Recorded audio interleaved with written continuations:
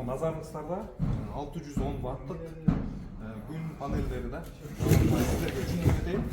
Бул англисче bifacial деп коет.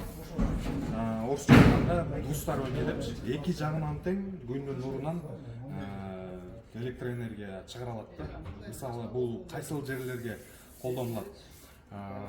Күн эки жактан тийген жерлер болсо, чатырдын үстүнө болгондон көрүнбөй калат бул жерчи.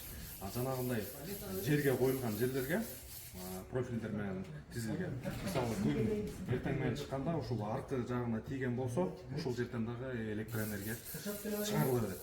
Анан күн мисалы бул жерден айланып өтүп, бул жакка тийгенде анан негизги бетке тиет дагы анан электроэнергия чыгарат да. Азыркы көпчүлүк баягы күн үчүн колдонулуп жаткан панелдер мына ушулар да. Bifacial деп эки беттүү деп койсок болот. Ушундай панелдер бар. Азыр биз орнотуп атабыз мына ушул жерге 10 киловаттка панелдер тизилип атат.